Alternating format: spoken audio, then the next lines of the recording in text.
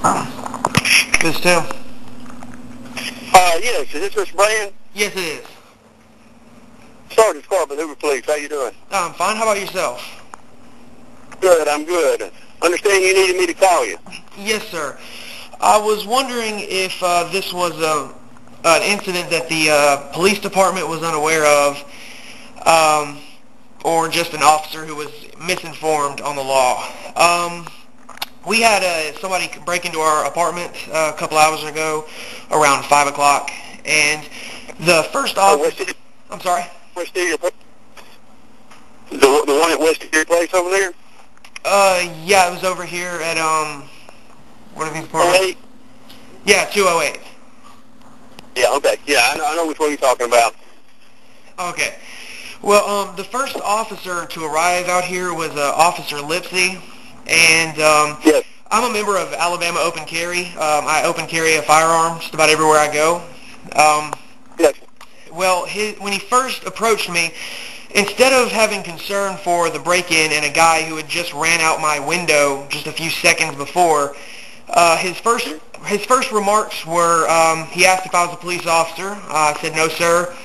He said, well, you need to put that firearm up or conceal it before I take you to jail. I said, arrest, why? He's like, you're not allowed to have a firearm out unless you're a police officer. I said, well, Alabama's an open carry friendly state. He said, no, it's not, so you need to put it up or I can take you in. Okay, so I get into my apartment. Now, in my home, regardless of any law, I still have the right to open carry, and I may conceal carry even without a permit in my own home. He then, once I was inside, forced me to put my firearm up with threat of going to jail. My wife had a revolver in the living room while I was outside. He pointed at it and said, what about that right there? Does that stay there? I said, no, sir, it doesn't. He said, well, why don't you go ahead and put that up, too? That doesn't need to be in here. And I'm just really upset with the fact that he wasn't concerned with the break-in. He was more concerned with me carrying a firearm. Somebody had broken into my home. I was very calm, very collected. I wasn't, ranting and raving. I was just very calm. But this firearm is used for my defense and the defense of my family. And during a break-in, this would be the prime time that I would like to have it on my side, and I was forced to put it up while there was somebody standing around my house, and I was threatened with jail. And I would like to know if this is your policy or if this officer was unaware of the law, and I would like to know if something would be done about it. Well, as far as the policy of the department, it's more of an officer safety issue than anything else. If we go on a call like that, it's a call that we consider to be a hot call, a burglary in process, in progress. And when we get there, anybody that's wearing a weapon that is not a police officer, it's a safety issue because, honestly, we roll up in a uniform. You know that we're police, but we don't know who you are. So it's a safety issue, and until we kind of sort through things and figure things out, it's like I say, it's a safety issue. It's a little unnerving, and I would imagine if you were in the same situation and you pulled up on somebody and they were carrying a gun, your first response would be, is it safe to actually be getting out and doing whatever it is I need to do? So that's, as far as a department thing, as far as knowing the law, yes, we are open carry state, and no, you cannot be taken to jail for that. So, if you're in your own home, on your own property, then no, you can't be taken to jail for that either, because you can carry that, even concealed, you can carry it on your own property. Yes. You're absolutely right on all cases of that. But the only thing what would have been, and any officer that pulled up, their first thing would have been, because that's how we're trained.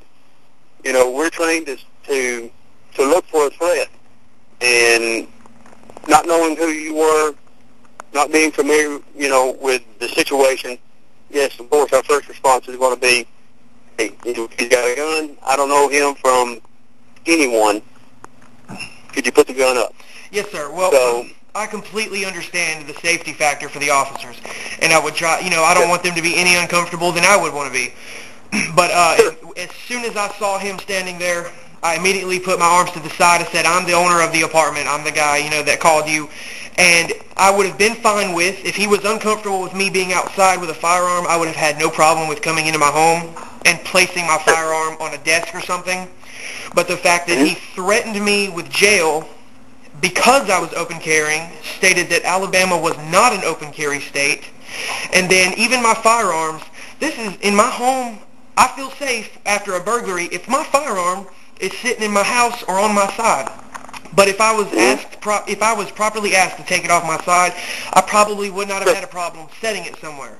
But he even pointed at another firearm and forced me to put that up as well. And I don't know if it was a safety factor for him or not, but I do know that he was telling me something was the law and it was not. And that is where the problem comes in. Yeah, and that's something that we're, as a department, trying to address as well. Those are areas that we're trying to train our people on. As a matter of fact, we got training coming up for just that particular thing, going over laws. Some people call it remedial training. We may call it roll call training. We may call it any other type of training, but basically what it is going over things. And because we've had several instances of what you're talking about, and some officers are misinformed about that particular case. So those are things that we have got specific to our shift, and it's been covered on some other shifts. It just hasn't made it to ours yet. But that's something that's coming in the next week or two. But that's something that I can address with him personally, and I will do that tonight. I would appreciate that. I memean, all he had to do was ask me if I had a problem with, putting a firearm up. I might have had a bit of a problem with it. My house has just been broken into. I just chased a guy down the street 30 seconds before he showed up. So, but if he felt uncomfortable and it was hindering him from doing his job, I would not have had a problem placing it on a desk or just sitting in a chair in the living room and letting him do his thing. But the fact that he threatened me several times to go to jail in my own home after I called him for a break-in, that's just unacceptable. That's rude, and I mean, there's just so many things I could state about that whole incident.